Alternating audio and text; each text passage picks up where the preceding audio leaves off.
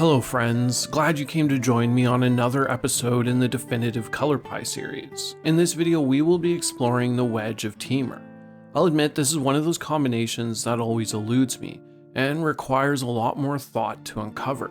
As such, I spent a lot of time going over notes and playing with ideas until it finally clicked, and what I found was a philosophy that begs a question at the root of who we are, of the unseen actions that guide our very soul, and our understanding of it.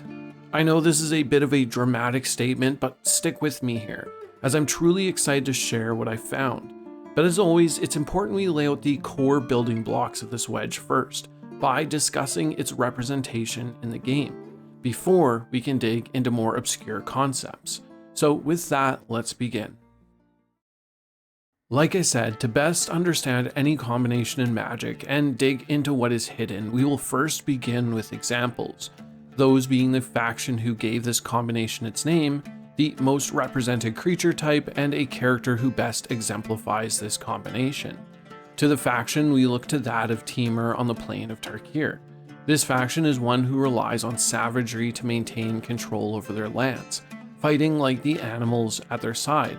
The Temur also greatly value their shamans and see them as a direct link to their past and of time itself.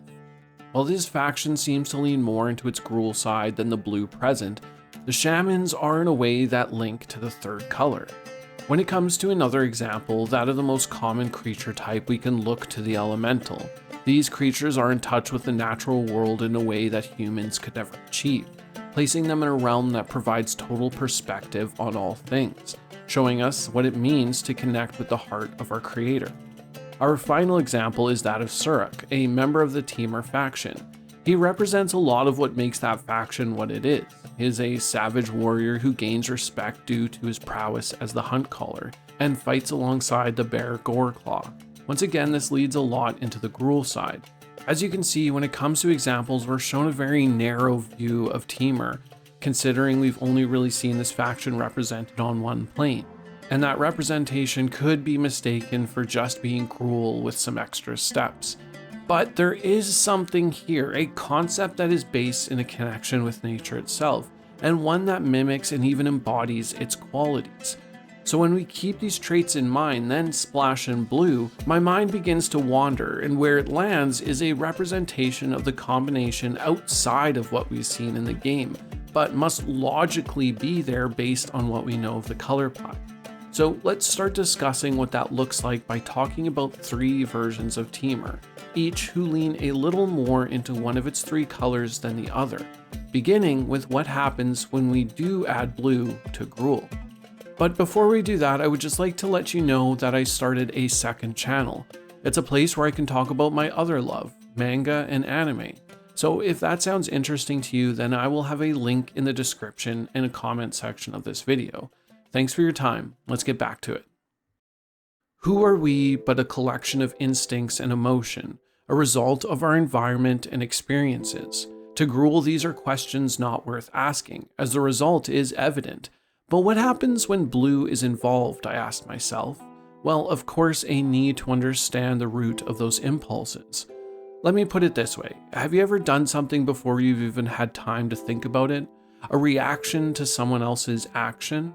We would call this an emotional response. Have you ever followed through with something even though you didn't spend time thinking about it, only to find it was the right course? This we would call instinct. These are aspects of our humanity that drive in the back seat, before our slow brain can have a chance to even register what happened. For some, this is done without any self-awareness or reflection, but to a Temur person, there is a need to know, a self-reflection that reveals the root of our deeper human motivations. So what happens when you can uncover the animal and evolutionary source of your actions? Well, you can further shape them, or at least be at peace with them. This is the effect of taking Gruul and adding blue to it. Blue is a color that needs to understand, to come to logical conclusions, and even though an action is taken through instinct or emotion, there is a logical root, a source of that act. A Temur person then sees the source, watches the action, and understands the result, providing peace in self through awareness of self.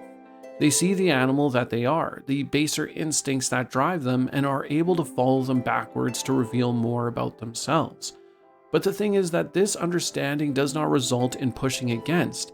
This is because both green and red are colors of accepting the way things are, of who they are. Blue simply provides context to these actions, resulting in a greater acceptance of oneself. When green becomes the passenger to that of is it, things start to flip. Think instead of a person rooted in creative action, one who thrives on the act of discovery and self-actualization, while still approaching life with a simple wisdom. Oftentimes, is it on its own can result in someone with a sort of brain that can't sit still, one that is almost in conflict with itself. But when you add green, there's a chance to be rooted in the here and now, to connect with the wider world around you.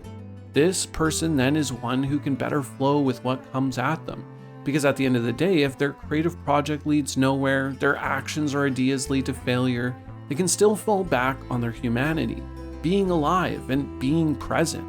To put it plainly, instead of being a storm, they are like water. They can crash and swirl, but eventually they will always settle into a rhythm. They will take the form of their environment and find that every endeavor is worth it, no matter the outcome, because they are at peace with their place. I see this version of Temur as the balance of oneself. The blue as the mind, red as the heart, and green as the soul. Of course, their nature, being rooted in is one that is hungry for experience. But green is the wisdom to find that there are greater truths outside of those experiences. So instead, what one must do is flow with every experience that comes, like water. I said, empty your mind. Be formless, shapeless, like water. Now you put water into a cup, it becomes the cup. You put water into a bottle, it becomes the bottle. You put it in a teapot, it becomes the teapot. Now water can flow, or it can crash. Be water, my friend. When wisdom and intellect meet, you get simic. But what is the value of thought when it lacks experience? It is assumption based on observation, and as such, where is the value? The true philosopher is one who understands that to know is to experience, and to experience requires that one live their life and interact with others. To gain perspective through action, that is the belief of this version of Temur. While Simic on its own will tinker and ponder of its place and its future, it can be stagnant as both colors within are slow to act. Red then introduces some immediacy, and even more than that, an itch to experience, to live one's life in order to understand one's place. This version of Temur does not seek ideas locked away in pages.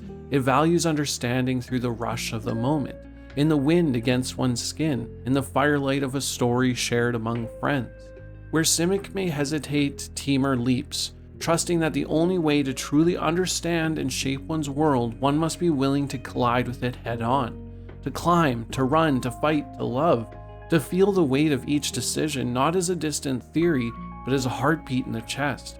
In this way, wisdom and knowledge are not just product of thought, but of experience lived fully, of lessons learned in the rush of life itself. And so, Temur reveals itself not as just another expression of raw strength or primal instinct, but as something deeper, a philosophy that embraces the full breadth of the human experience. It is the balance between thought and action, between discovery and reflection, between the fire that pushes us forward and the roots that keep us grounded. Whether it's understanding the instincts that guide us, flowing with the chaos of creativity, or seeking wisdom through the act of living, Temur reminds us that knowledge is not simply something to be studied, but something to be felt.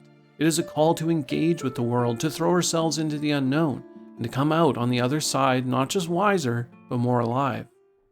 Thanks for watching, friends, and I hope you gained something from exploring the bigger ideas associated to this combination of colors. I hope this sparked some thought, and I would love to hear it. Comment below your takeaway from this video, as, like I said, I found this one to be quite the exercise in my own understanding of the color pie. And with that, I will catch you in the multiverse. Bye.